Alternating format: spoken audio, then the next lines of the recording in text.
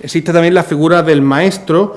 que digamos que tiene un ministerio itinerante, que se encarga de enseñar la palabra de Dios a aquellos pastores o a aquellos futuros pastores, los novicios, podríamos decir, de algún modo, que durante 5 años han aceptado ser preparados para impartir la palabra, y va a las iglesias locales para llevar la enseñanza doctrinal y espiritual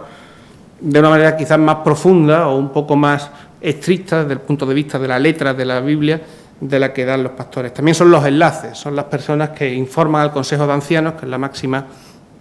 comunidad dentro de esta jerarquía, de cómo van las cosas dentro de cada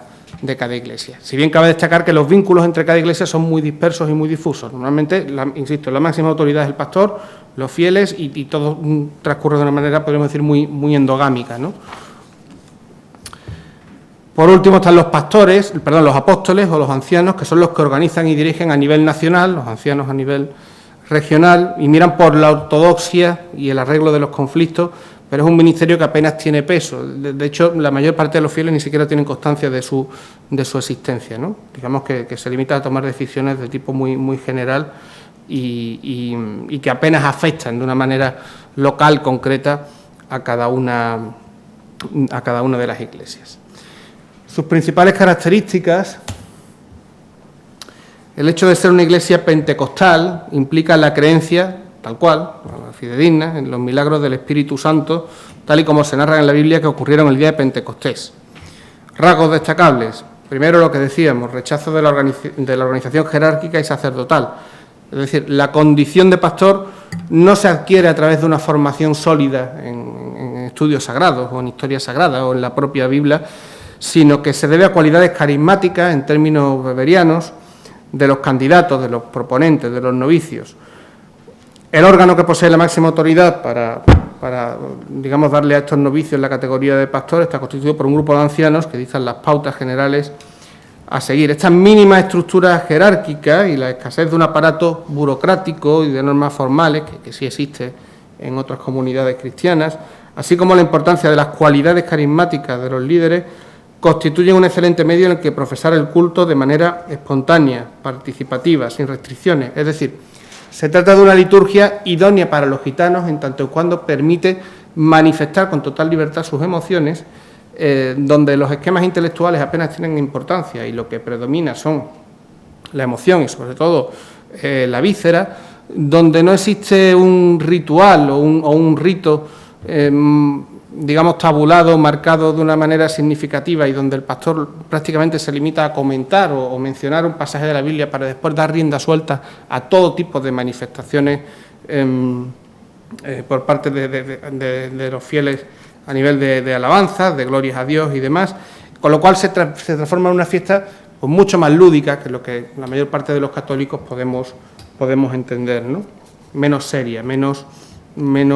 ceremonial, por decirlo de algún modo. La siguiente característica sería... Esto no avanza. Bueno, el rechazo al bautismo en los recién nacidos. El bautismo se considera como una redención de los pecados, al igual que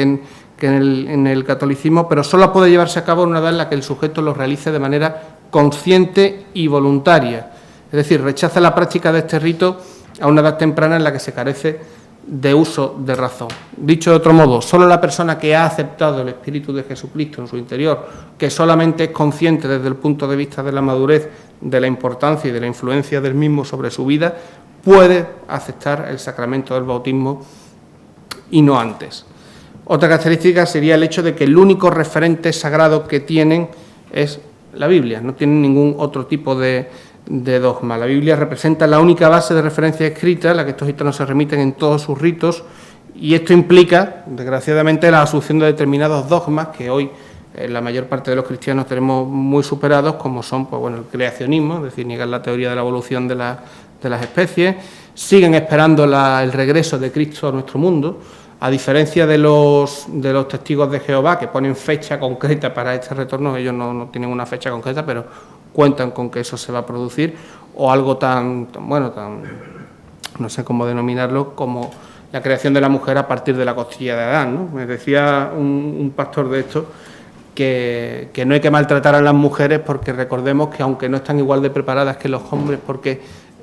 nacen de la costilla de Adán, nace precisamente de la costilla y no del pie, por lo tanto no hay que pisotearla, ¿no? Son cosas que a veces a uno le cuesta un poco escuchar, pero bueno, es lo que piensan. En ese sentido, cabe decir que la Iglesia también cumple, la Iglesia de Filadelfia, una función educativa, por decirlo de algún modo, bastante importante, en tanto en cuanto alejan al fiel de determinadas prácticas delictivas o determinadas prácticas no deseables, como puede ser el maltrato a la familia, como puede ser la delincuencia, como puede ser la drogadicción,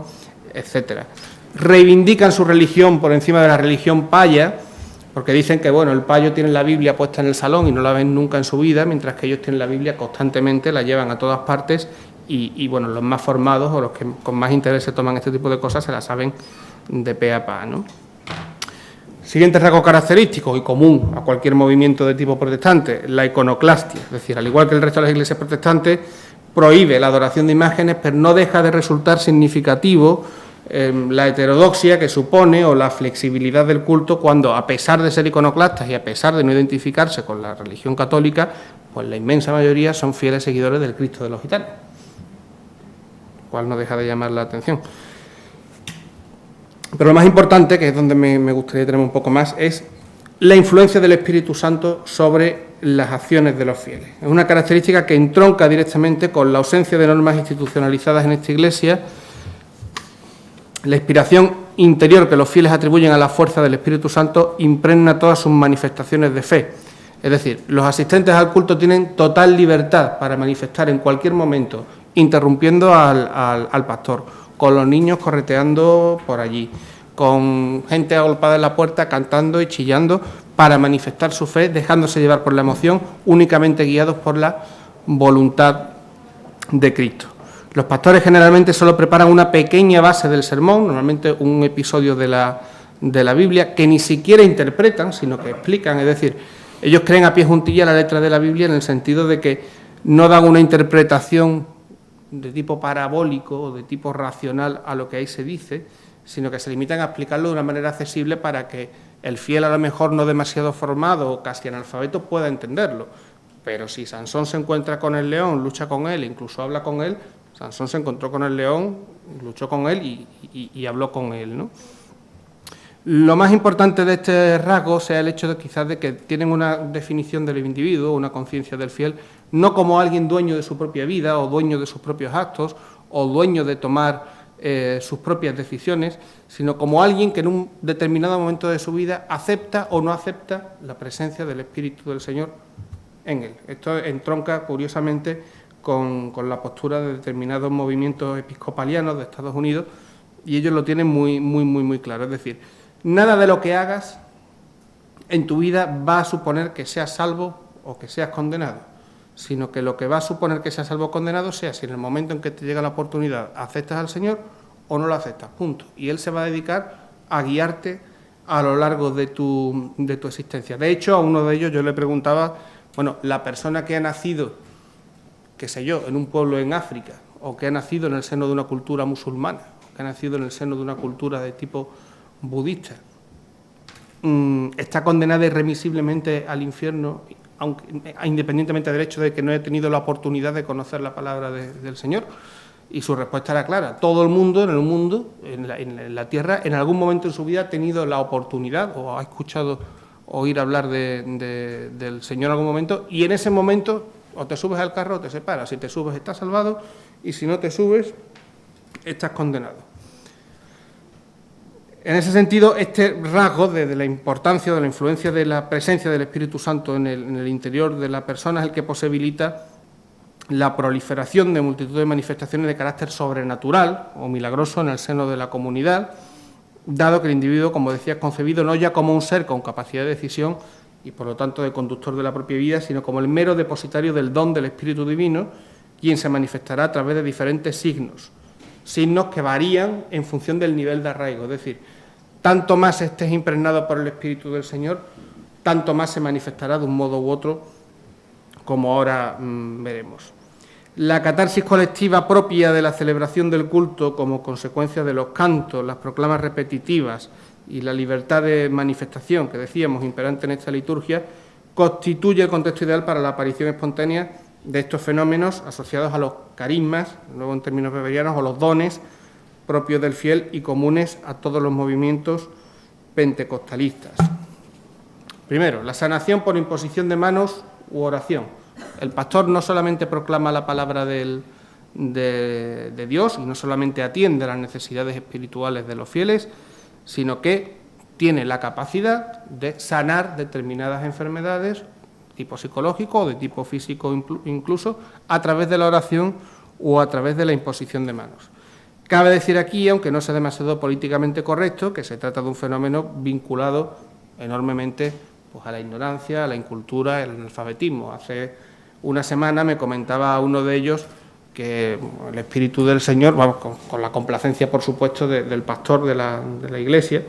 que el Espíritu del Señor lo había curado porque en unos análisis recientes, estamos hablando de un chaval joven de unos 30 años, le daba un nivel de triglicéridos altísimo y se había vuelto, después de rezar mucho, se había vuelto a analizar al cabo de 2 o 3 semanas y habían bajado pues prácticamente hasta quedarse en el límite, ¿no?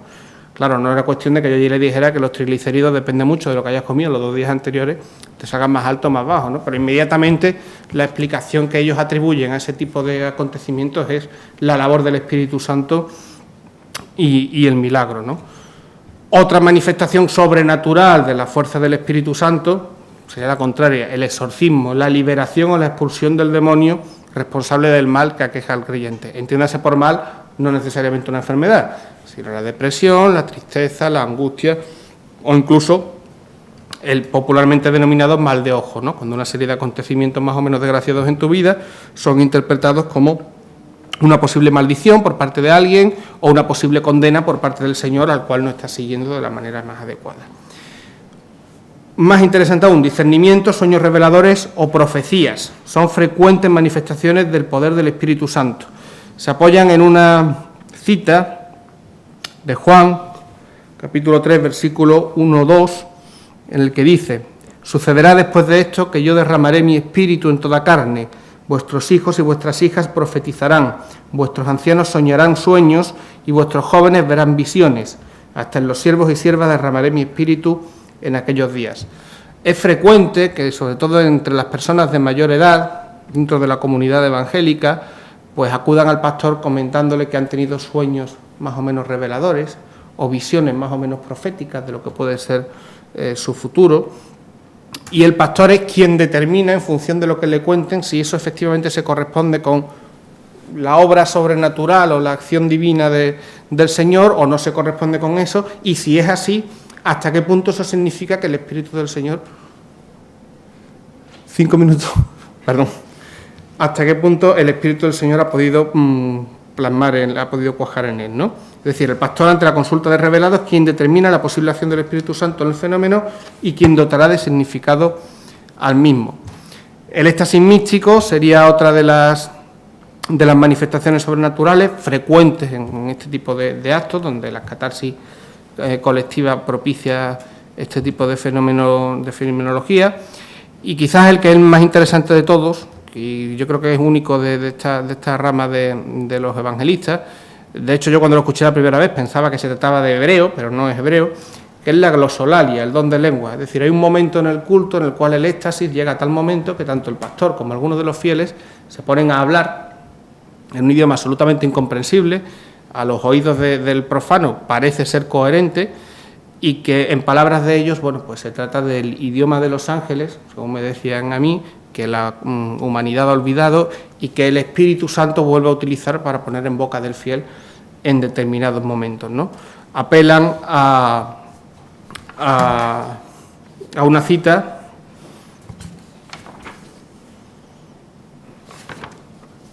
del libro de los Hechos, si no me equivoco, que dice así: «Y fueron todos llenos del Espíritu Santo y comenzaron a hablar en otras lenguas según el Espíritu les daba que hablasen». Está basada en cuando el Espíritu Santo repartió lenguas de fuego en el episodio relatado en Hechos, capítulo 2, versículos 1-4. En definitiva, se trata de una liturgia flexible donde la manifestación del amor a Dios está abierta a todo el mundo sin el hecho de que el pastor o la palabra del pastor pueda interrumpir dichas manifestaciones. Los niños corren por allí, los hombres y las mujeres se sientan por separado y que tienen un carácter fundamentalmente lúdico, más que introspectivo como caracteriza otro tipo de creencias. Me queda